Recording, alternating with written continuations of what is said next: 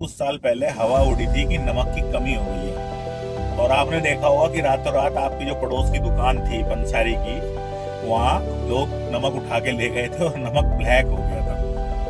जबकि यदि आप थोड़ी सी बेसिक नॉलेज यदि इसके बारे में जानते होंगे तो आप समझ सकते हैं कि जो धरती का 70% हिस्सा है वो समुद्र से ढका हुआ है। और समुद्र में से यदि आप एक बड़ी बाल्टी, लगभग 30 लीटर की बाल्टी यदि आप भर के ले आए, तो उस 30 लीटर की बाल्टी से आप जो है करीब 1 किलो नमक निकाल सकते हैं। कि मतलब कि ये है कि समुद्र के पानी की एक बड़ी बाल्टी एक परिवार के 1 महीने के नमक के लिए एनफ है। फिर भी लोग ऐसी हवा उड़ा देते हैं कि नमक की कमी है और नमक ब्लैक हो जाता है।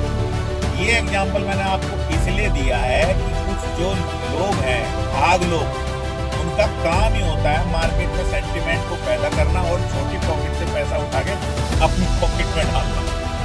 तो वही हाल अभी चांदी और सोने का चल रहा है। मेरा मानना यह है कि जब तक ये ना हो जाए कि आज शाम को आपने चांदी नहीं खाई 1 ग्राम और आप मर जाएंगे, तब तक ये सारी डिमांड हवाबाजी है। मैं इसको बिल्कुल नहीं मानता, क्योंकि कोई भी चीज बिकने के लिए उसका अफोर्डेबल होना जरूरी है। ये बिजनेस का सबसे पहला प्रिंसिपल है।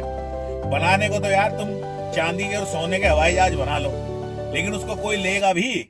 तो इसलिए वो जो भी ये डिमांड बाजी और आपको दुनिया भर का अंतर्राष्ट्रीय समीकरण और फलाना ठिकाना समझाया जा रहा है, ये कुछ नहीं है, ये केवल घाघ लोगों की चाल है।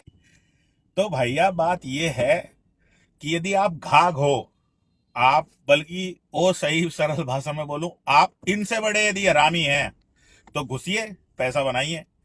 और यदि आप सीधे साधे आदमी हैं तो मस्त रात की नींद लीजिए चैन से और पैसा वहां इन्वेस्ट कीजिए जहां पे आपको सिस्टम और डिमांड समझ में आ रहा।